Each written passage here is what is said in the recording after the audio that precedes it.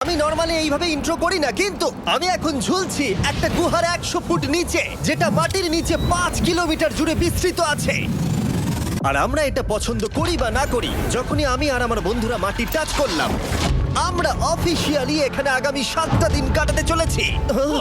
বাবারে, এটা আমার জীবনে করা সবথেকে ভয়ঙ্কর জিনিস। প্রথমত, আমাদের এখন এখান থেকে অনেকটা দূরে যেতে হবে। কেন? যদি ঝড় বৃষ্টি হয় তাহলে এই পুরো জায়গাটা জলে ভরে যেতে পারে, আর সমুদ্রের মতো ঢেউ এসে সবাইকে ভাসিয়ে নিয়ে যেতে পারে। সেই জন্য আমাদের আরো ভিতরে যেতে হবে একটা বেস ক্যাম্প বানানোর জন্য। ভাই এটা পুরো পাগলাম। এটা একটা অন্য জগৎ মনে হচ্ছে। এই কেভ এন্ট্রান্সটা হয়তো দেখতে সুন্দর, কিন্তু দেখে যা মনে হচ্ছে আসলে তা নয়। আর আমরা হয়তো জানি না যে আগামী 7টা দিন আমাদের জীবনের সব থেকে কঠিন সময় হতে চলেছে।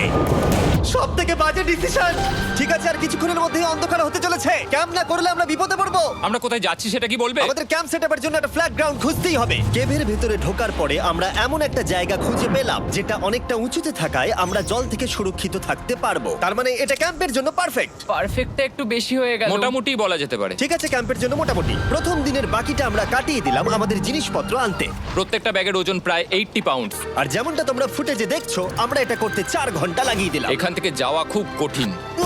তারপরে আমরা সবাই বেস ক্যাম্পে ফিরে গেলাম। ঠিক আছে, আমরা এখানে লাইট লাগিয়ে দিলাম। আমাদের সব জিনিসপত্র হোম বেসে চলে এসেছে। একটু ক্যামেরাটা ওদিকে দেখাবে? ওদিকটা কিন্তু ভয়ানক অন্ধকার, আর সব সময় এরকমই থাকবে। তাই আমরা ক্যাম্পিং গ্রাউন্ডের জন্য খুব বেশি কিছু করতে পারলাম না। কটা ফুটো করে দড়ি টাঙিয়ে দিলাম। এটা ধরো আর ওঠো দেখি। মনে হচ্ছে আমাদের হ্যামকগুলো ভালোই সাপোর্ট পাবে। আর তারপরে আমাদের সার্ভাইভাল গাইড জোয়ের সাহায্যে আমরা হ্যামক টাঙালাম। এই সরু দড়িটা আমার হ্যামকটাকে ধরে রাখবে। হ্যাঁ, ডিনার খেয়ে আমরা প্রথম রাত্রি ঠান্ডার জন্য তৈরি হলাম। আমি মিথ্যে কথা বলবো না, আমি যতটা ভেবেছিলাম তার থেকে এই হ্যামকটা অনেক বেশি কমফোর্টেবল। এই আমি তো আমার চমকেই হাতটা তো গেছিলাম। বড় কেন ভাই? এই কেভটা 2.5 কিলোমিটার ডিপ, আর আমরা এখন এন্ট্রান্সের কাছেই ক্যাম্পিং করছি। কাল আমরা অনেক কিছু এক্সপ্লোর করব। তোমরা কেমন ঘুমালে?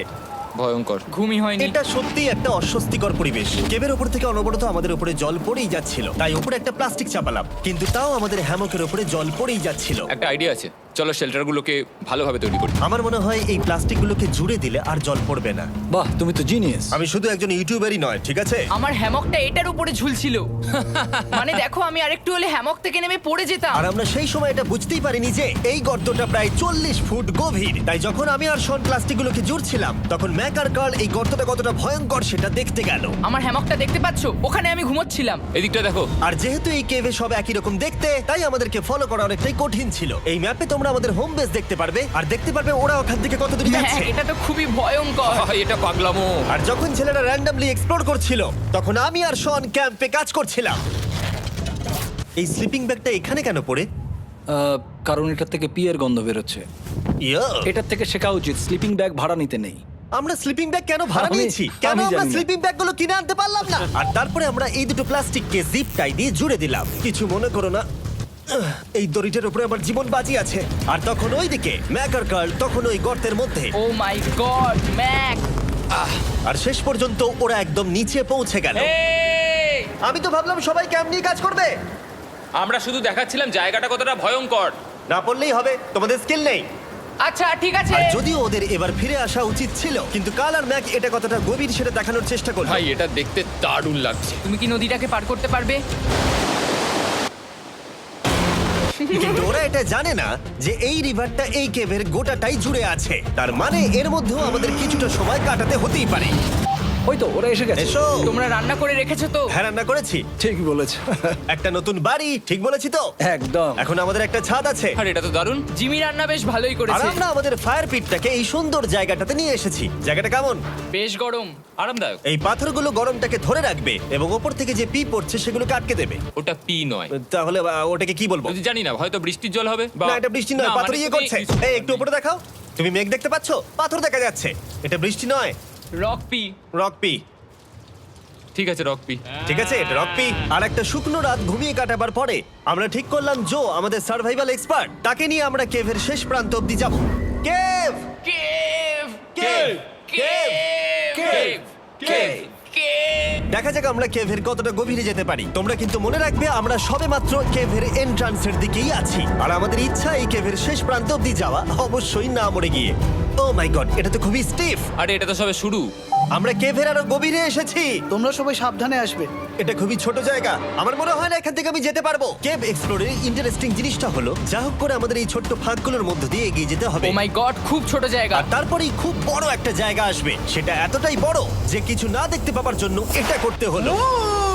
ও মাই গড! এবার আমি সব দেখতে পাচ্ছি, এটা দুর্দান্ত। এটার তো অনেক আলো। ভাই জায়গাটা কতটা সুন্দর দেখো। বাপরে কি আলো, আমি তো তাকাতেই পারছি না। আমি তো অন্ধ হয়ে যাব মনে হচ্ছে। এ বাবা, এটা কি হলো? আমরা বোধহয় ঠিক মতো এটাকে ব্যবহার করতে জানতামই না। চলো এগিয়ে যাই। আর তাই আমরা এগোতে থাকলাম। এই যে এই জায়গাগুলো, এগুলো খুব ভালো ধরার এখানে? জায়গা। এগুলো ধরে এখান থেকে পা ঘুরিয়ে চলে আসতে পারবে। এইভাবে কি? হ্যাঁ, একদম পারফেক্ট। জো সব থেকে ভালো কেভ গাইড। এভাবে কেউ গাইড করতে পারবে না। ঠিক আছে, এইবার ব্যাপারটা ইন্টারেস্টিং হবে। কি? এটা কি? এখান থেকে আমাদের ওয়েট শুট পরে সাঁতার কেটে যেতে হবে। গতকাল ম্যাক আর কার্ল এটা নিয়ে মজা করছিল, কিন্তু এই কেভে আমাদের পরের অ্যাডভেঞ্চারটা ছিল একটা প্রায় জমে যাওয়া নদীর মধ্যে। ও মাই গড, এটা তো পাগলামি! তার মানে আমাদের ওয়েট শুট পড়তেই হবে যাতে আমাদের হাইপোথার্মিয়া না হয়। আমরা এটা কেন করছি? এই এক্সপেরিয়েন্সটা তো জীবনে একবারই হবে। এটা করলে হয়তো আর নাও বেঁচে থাকতে পারি। আমাদের এই কেভের শেষে পৌঁছতে হলে আমাদের এই নদীর মধ্য দিয়ে, এই ছোট্ট ফাঁকগুলোর মধ্য দিয়ে সাবধানে ধীরে ধীরে এগিয়ে যেতে হবে। আস্তে আস্তে নামো, স্রোতের কারণে পা পেছনে টানতে পারে। ঠিক আছে, আমি তাহলে নামছি। তুমি ওই দেয়ালগুলো ধরে ধরে এগোতে থাকো আস্তে এটা তো আস্তে। খুব ঠান্ডা। তুমি পারবে জিমি। জানি না এখানে ঢুকতে পারবো কি না। জিমি, এবার তুমি জল থেকে উঠে দাঁড়িয়ে পড়ো। এটা সত্যি একটা পাগলামি। এখানে কি ঠান্ডা! যখন তোমরা খুব ঠান্ডা জলের মধ্যে থাকবে তখন একটা পাথরকে ধরে এগিয়ে চলা খুব কঠিন হবে। ও মাই গড, এটা সত্যি পাগলামি। ম্যাক, কার, চলে এসো। আমার ভয় লাগছে। চলো চলো, পারবে। ভাই। এগোতে থাকো, পেছন দিকে তাকিও না। একবার দেখো আমরা কি করছি। কিন্তু এই বাধাগুলো এতটা কঠিন ছিল না সামনে যা আসতে চলেছিল তার তুলনায়। আমরা পেরেছি। কেভ কেভ কেভ এই, কেভ। একটা কথা শোনো, আমরা 10% আসিনি। তার মানে এখনো আমরা শুধুমাত্র সার্ফেসেই রয়েছি, আর শেষ প্রান্তে পৌঁছতে হলে আমাদেরকে আরো 2 কিলোমিটার যেতে হবে। যেরকম তোমরা দেখতে পাচ্ছ এখানে 24/7 বৃষ্টি হয়, তাই আমি একটা আড্ডা মারার জায়গা তৈরি করেছি যেখানে আমরা কেউ ভিজবো না। আমি ভাবছি আমি যদি এটা না বানাতাম তাহলে কি হতো। আমি নিশ্চিত যে ওদের একটা ভেজা পাথরের উপর শুতে হতো। আমাদের ক্রমাগত এগিয়ে যেতে হবে এবং শরীরটাকে ভিজে রাখতে হবে। ঠিক আছে। নইলে আমাদের শরীরের তাপমাত্রা কমে এটা যাবে। এতটা কঠিন কেন? সব থেকে বাজে ব্যাপার হলো আমরা যতটাই দিকে এগোবো ততটাই আমাদের পিছন দিকে ক্যাম্পে ফিরতে হবে। আমাদের পরের বাধাটা হয়তো জলের মধ্যে নয়, কিন্তু তার মানে এটা নয় যে সেটা সহজ হবে। আরে এটা কি মাকড়সার জাল? কিন্তু আমি মাকড়সা দেখতে পাচ্ছি না তার কেন? মানে ওটা আমাদের উপরে আছে। আরে তোমার গায়ে, তোমার গায়ে। আমার বন্ধুরা কত বাজে। এই কেভটা মিস্টার বিস ভিডিওর মতো, যত এগোবে ততই কঠিন হবে। সত্যি কথা বলতে যদি আমাদের সাথে জো না থাকতো আমরা মরেই যেতাম। আর 3 ঘন্টা পরে জো আমাদের জন্য একটা বাজে খবর নিয়ে এলো। জল অনেকটা বেড়ে গেছে আর আমরা অনেকটা সময় লাগিয়ে ফেলেছি, তাই আজকে আমাদের আবার ক্যাম্পে ফিরে যেতে হবে। আমি মানবো না। তুমি সেফটি এক্সপার্টের কথা অমান্য করতে পারো না। আমি এটা মানবো না। সত্যি কথা বলতে আমাদেরকে ফিরতেই হতো, কারণ এর আগে আমরা শুট করতে অনেকটাই সময় নষ্ট করে দিয়েছি। তারপর ফ্লেয়ার নিয়ে খেলেছি, তাই আমরা ফিরে যাচ্ছি আর এই মিশনটা আমরা পরের দিন আবার শুরু করব। শন, আমরা এসে গেছি। আরে তুমি এখানে কি করছিলে? এখন তোমরা কেউ ভিজবে না। আমি তো জানতামই না এই লাইটগুলো আমরা এনেছি। এগুলো দারুণ লাগছে তাই না? দুঃখের বিষয় আজকে আমরা মাত্র 20% এগোতে পেরেছি, কিন্তু বিশ্বাস করো আমরা শেষ পর্যন্ত অবশ্যই যাব আগামী কয়েকদিনের মধ্যেই। আমার মনে হয় না। কোনোদিনই হবে না। আমি তো বললাম। আমরা ডে 4টা রেস্ট নেব আর ডে 5-এ চেষ্টা করব এই কেভের শেষ অবধি যাবার। দেখা যাক কি হয়। ডে 3-তে মজা হলো, কালকে আবার দেখা হচ্ছে। আর কেভের ভিতরে 3টে খুব বাজে রাত কাটাবার পরে পরের দিন সকালে আমাদের মাথায় শুধু একটাই কথা আসছিল। আমার একটা হট শাওয়ার চাই, তবে আমি এখন একটু শান্তি পাবো। ও, এখন শাওয়ার পেলে কিন্তু দারুণ হয়। আমি চান করিনি প্রায় 3-4 দিন হয়ে গেল। তোমরা নিশ্চয়ই জানো কেভের মধ্যে শাওয়ার করা সম্ভব নয়। আমাদের অনেকটা পথ হেঁটে সাবধানে আগের রিভার বেডের কাছে পৌঁছতে হলো। ও মাই গড! আমি আমার ব্রেনকে ফিল করতে পারছি। আমি এভাবে ব্রেনকে ফিল আমার করিনি। কপালটা জমে গেল পুরো। চলো ড্রোন দিয়ে মাথার চুলগুলো শুকিয়ে নি। এদিকে এসো ড্রোন। ও দাঁড়াও দাঁড়াও দাঁড়াও, এটা কিন্তু কাজ করছে। হ্যাঁ, দারুণ কাজ করছে। ড্রোন থাকতে হেয়ার ড্রায়ারের কি দরকার? আর চুল শুকানোর পর আমরা জোয়ের সাথে জার্নির প্ল্যান করতে বসলাম। এটা কি জো? এটাই কেভের ম্যাপ। আগেরবার আমাদের থামতে হয়েছিল কারণ জল খুব জোরে বইছিল। এখন বৃষ্টি কম হচ্ছে, তাই কালকে আমরা নিশ্চয়ই এই কেভের শেষে পৌঁছে যাব। এটা ভয়ঙ্কর হতে চলেছে। প্রথমে আমাদের কালকে যেখান দিয়ে গেলাম সেখান দিয়ে আগে যেতে হবে। জলের মধ্যে ঝাঁপ দিতে হবে এবং পাথর দেখে হাঁটতে হবে। এগুলো সবকটা আমরা যদি পার করতে পারি তাহলে আমরা গ্লো ওয়ার্ম চেম্বারে পৌঁছে যাব। কেমন দেখতে তুমি সেটা বলো না, আমি তোমাদেরকে সারপ্রাইজ দিতে চাই। তোমার মনে হয় আমরা পারবো? ওইসব বাদ দাও, আমরা ঠিক কালকে পৌঁছে যাবো। কালকের প্ল্যান আমরা চক আউট করে নিয়েছি। আমরা রেস্ট করছি আর ফেস্টিভ্যাল স্মোর্টস খাচ্ছি আমাদের এনার্জি রিগেন করতে। সবাইকে চিয়ার্স। Yippee! জো এই প্রথমবার ফেস্টিভ্যাল স্মোর্টস খাচ্ছে। জো সত্যি কথা বলবে। এটা দারুণ, তাহলে ভালো লাগলো? এটা দারুণ লেগেছে। আমরা এই চকলেটটা আগে কেন বের করিনি? এটা এমনি চকলেটের থেকে 10 গুণ ভালো খেতে। সত্যি কথা বলতে তোমরা যদি ফেস্টিভ্যালের সাথে স্মোর্টস ট্রাই না করে থাকো তাহলে তোমরা মিস করছো। কালকে আমরা পুরো কেভটা এক্সপ্লোর করব, দেখা হচ্ছে। তাই আমরা ভালো করে ঘুমানোর চেষ্টা করলাম আর কালকের প্রিপারেশন নিলাম কেভের শেষে যাওয়ার জন্য। আমরা আমাদের জীবনের সবথেকে ডেঞ্জারাস জার্নি করতে চলেছি। ডে 3 এর অভিজ্ঞতা মাথায় রেখে আমরা কম শুট করেছি যাতে আমরা সামনের দিকে তাড়াতাড়ি এগোতে পারি। জলটা খুব ঠান্ডা হ্যাঁ, আগের দিনের মতোই খুব ভালো। এই তো আর যাতে আমরা সবাই বেঁচে ফিরতে পারি তাই জো ছাড়াও আরেকজন সার্ভাইভাল এক্সপার্টকে আমরা নিয়ে এসেছিলাম। এখানে আমরা ডে 3 তে আটকে গেছিলাম। এখন আমরা কি করব? এবারে আমরা অনেক তাড়াতাড়ি এসেছি। আমাদের পিছনে ঘন অন্ধকার। কোথায় যাব? এই রাস্তাটা অনেক সরু এবং হ্যাঁ। স্রোত প্রচুর বেশি, তাই আমরা দেয়ালগুলো ধরে ধরে আস্তে আস্তে এগোবো। এই যে এইভাবে। ও হ্যাঁ, God! এই রকটায় জাম্প করো। কয়েকটা ভালো পাথর আছে যেগুলোকে তুমি ধরে এগোতে পারবে। আরে এখানটা তো অনেক অন্ধকার। আমি আর পা পাচ্ছি না, আমি এখন মাটিতে আর পাই পাচ্ছি না। যেহেতু আমরা মাটিতে পা পাচ্ছিলাম না, তার মানে যদি আমরা পাথর ছেড়ে দিই তাহলে এই জলের স্রোত আমাদেরকে ভাসিয়ে নিয়ে যেতে পারে। জো, আমরা কি করব? আমি এটা ধরে এসেছি, তুমি এটা ঠিক ধরো। আছে, আমি তো দেখতেও পাচ্ছি না কোথায় যাচ্ছি। জো, স্রোত আমাকে ভাসিয়ে নিয়ে চলে যাচ্ছে। আমি তুমি করবো কি করে? পারবে, পারবে। শুধু মুখটা এখান থেকে ঢুকিয়ে দাও, আমি হেল্প করছি। এখানে আমি ঢুকবো? হ্যাঁ, এই গর্তের মধ্যে। এই তো, খুব ভালো।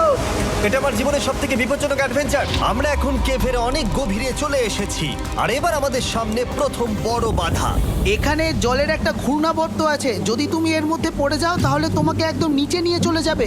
মানে আমরা পড়ে গেলে মরে যেতে পারি। হ্যাঁ, মানে আমরা মৃত্যুর সাথে খেলা করছি। এটা এতটা বিপজ্জনক হতে পারে আমি সত্যিই ভাবিনি। খুব ভালো। এই তো, তাহলে কি আমার পা এখানে হ্যাঁ, রাখবো? রাখো রাখো। ঠিক আছে, এই তো আমি পেরেছি। এটা আমার ভাবনার থেকেও বেশি কঠিন ছিল। এই নদীটা কতটা শক্তিশালী এই গোটা কেভটাকে তৈরি করেছে। কিন্তু মজার ব্যাপার হলো আমরা পাথরের মতো শক্তিশালী নই। আমি শুধুমাত্র মানুষের মতোই শক্তিশালী। সৌভাগ্যবশত কাল এই অ্যাডভেঞ্চারে লিড করেনি, তার বদলে আমরা একজন অ্যাভেঞ্জার জোকে পেয়েছি। ও কতটা এক্সপার্ট তার প্রমাণ হিসেবে বলতে পারি। সে লিটারালি কতটা ওপর থেকে আমাদেরকে নদীতে ঝাঁপ দিয়ে দেখালো। ও মাই গড, এটা পাগলামি। কে বললো এটা পাগলামি? এটা তো আমার কাছে খুবই সহজ। আমি এটা করব। তুমি কোনোভাবেই এটা করতে পারবে না। আরে কি বলছোটা কি তুমি? আমি এক্ষুনি করতে চাই। চলো যাচ্ছি Joe. God speed back. Jimmy আমার সাথে যা যা করেছে তার কাছে এটা তো কিছুই নয়। 3, 2, 1।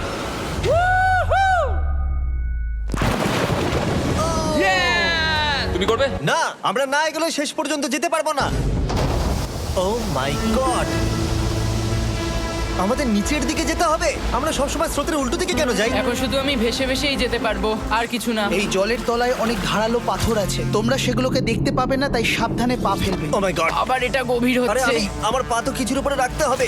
ছোট ছোট পাথরগুলোই একমাত্র বাধা ছিল না, মনে হচ্ছে আমাদের প্রতিটা পদক্ষেপে।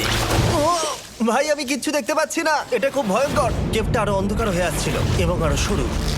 আর তখন আমরা জানতাম না যে আমরা ফিনিশ লাইন অবধি পৌঁছতে পারবো কিনা। আমি ক্লান্ত হয়ে পড়েছি। এই কেভে আরো কঠিন বাধা আসার আগে তোমাদেরকে আমি কিছু দেখাতে চাইবো। জো, তোমার ব্যাগটা দাও। Thank you. তুমি জানো এর মধ্যে কি আছে? না, জানি না কি আছে। Brand new mister beast lab swamp. সত্যি কথা বলছি, গত 5 ঘন্টা ধরে যেহেতু আমি অনেক পরিশ্রম করেছি, তাই কোনো মতেই এখন এটা আমি বলার মতো অবস্থায় নেই। তাই এটা শুট করার 1 মাস পরে আমি পুরো কেপ সেটটা তৈরি করলাম ফিউচার জিমি নেম ট্যাগ দিয়ে। তারপরে বললাম, হে, আমি ফিউচার জিমি, আর আমি এখন তোমাদেরকে বলবো brand new toy line of mister beast lab swamp সম্পর্কে। এটা একটা কালেক্টিবল টয় লাইন, আর এখানে 119টা ইউনিক ডিজাইন ক্যারেক্টারও আছে যা তোমরা কালেক্ট করতে পারো। আর সবথেকে দারুণ ব্যাপারটা হলো, কোন ক্যারেক্টারটা তুমি পেয়েছো সেটা জানতে হলে এই টিউবে ওয়াটার দিয়ে নাড়াতে হবে আর তোমার সোয়ামস তোমার সামনে চলে আসবে।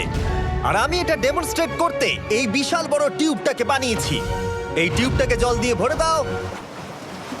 তোমাদের এত জলের দরকার নেই, এটা অনেক বড় বলে এত লাগছে। ঠিক আছে, এটা এখন জলে ভর্তি হয়ে গেছে। এবার এটাকে একটু নাড়াতে হবে। এটা কি আর নাড়াতে হ্যাঁ হবে? হ্যাঁ, অনেক নাড়ানো হয়ে গেছে। এবার জল ঢালো এখানে। জো ঢালছে। আর জল ঢালার পরে তোমরা দেখতে পাবে তোমরা কোন সোয়ামটা পেয়েছো। এটা সবথেকে রেয়ার হাইপোক্রোম, যেটা মাত্র 1000টা বানানো হয়েছে। জো, এটা তোমার। থ্যাংক ইউ সো এটা মাচ। চাই। আর এটা তোমার। কাল কি নেবে? আমার কাছে দুটোই ছিল। আর আমরা শুধু সোয়ামেই থেমে নেই, আমরা এই অ্যাকশন ফিগার প্যান্থার গুলো বানিয়েছি যেগুলো এই ব্রিফকেসে আছে। আর এই সোয়ার্মের মতো এই মিউটেটর যখন তোমরা কিনবে দেখতে পাবে এর ভেতরে কি আছে। কোথায় কিনবো? ভালো হয়েছে জিজ্ঞাসা করলে। মিস্টার বিস্ট ল্যাব টয়েস এখন তোমরা পৃথিবীর সব জায়গায় পেয়ে যাবে। এগুলো সব বেরিয়ে গেছে, তোমরা গিয়ে কিনে নাও। আর কেবের মধ্যে অনেক সমস্যা পেরোনোর পরে আমরা ফাইনালি পৌঁছে গেলাম গ্লো ওয়ার্ম চেম্বারে। ভাই এবার খুব ভালো লাগছে। ঠিক আছে টিম, তোমাদের গ্লো ওয়ার্ম চেম্বারে স্বাগত। এ তো দারুণ। এটা দারুণ লাগছে। ভাই এটা পৃথিবী মনে হচ্ছে না এখানে একদমই। যে আলো তোমরা দেখতে পাচ্ছ সেগুলো আসলে ছোট্ট ছোট্ট বায়োলুমিনেসেন্ট গ্লো ওয়ার্ম তৈরি করেছে। এটা দেখতে অনেকটা মিল্কি ওয়ে গ্যালাক্সির মতো লাগছে। ওয়াও! আর এই মুহূর্তটা, এই ভিউ, সত্যি বলতে এই ট্রেকের সমস্ত ক্লান্তি যেন দূর করে দিল। এখানে অবধি পৌঁছানো যেন সত্যি একটা অ্যাচিভমেন্ট ছিল। কিন্তু এখন আমাদের যাত্রা শেষ হয়নি, কারণ আমাদের এখান থেকে এখন বেস ক্যাম্পে ফিরতে হবে।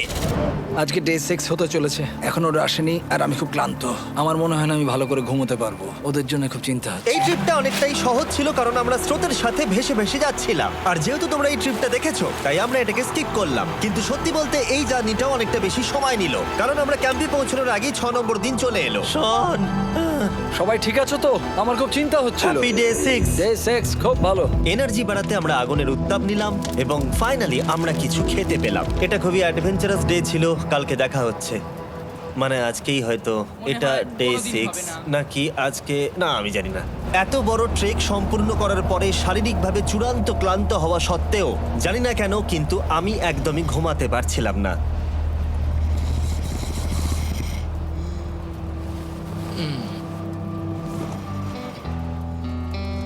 আমি 7 দিন সলিটারি কনফাইনমেন্টে কাটিয়েছি, কবরে কাটিয়েছি, 7 দিন রাফটে থেকেছি। কিন্তু সত্যি কথা বলতে এটা সবার থেকে বেশি কঠিন ছিল, কারণ সব সময় ভিজে, ঠান্ডা, প্রত্যেক মুহূর্তে এই পাথরগুলো শরীরে ব্যথা দিচ্ছে। বেশিরভাগ সময়টাই এই কেভটা দুঃস্বপ্নের মতো ছিল। কিন্তু তোমার আর আমার মধ্যে জিমি! ইয়ো! গার্ড, আমাকে দেখতে পাচ্ছ? এটা পৃথিবীর সবথেকে উজ্জ্বল টর্চ। মজার মুহূর্ত অনেক ছিল।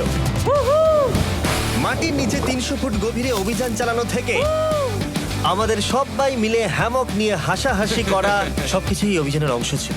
যেহেতু আমাদের সঙ্গ দারুণ, চলো তিমির মতো আওয়াজ করো। তাই এই ভিজে, ঠান্ডা, পাথুরে অদ্ভুত কেভের ট্রিপটা বদলে গেল আমাদের জীবনের সব থেকে সুন্দর মুহূর্তে।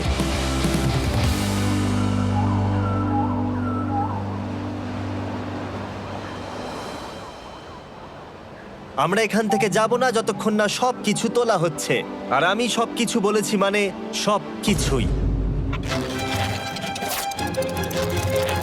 চলো এবার বেরোনো যাক। আর যখন আমরা মাউথ কেভে আবার ফিরে এলাম, ভাই ওপরটা দেখতে দারুণ লাগছে। তখন জয়ের জন্য একটা সারপ্রাইজ ছিল। বেরোনোর আগে জো, আমরা তোমার কাছে কৃতজ্ঞ। তাই এই নাও 50,000 নিউজিল্যান্ড ডলার্স, 10,000 করে প্রত্যেক জনের প্রাণ বাঁচানোর জন্য। Oh my God, thank you so much Jimmy. Thank you Joel. Love you Joel! এবার আমাদের সব কাজ হয়ে গেছে, চলো বেরোনো যাক। 7টা দিন পরে আমরা ফাইনালি এখান থেকে বেরোচ্ছি।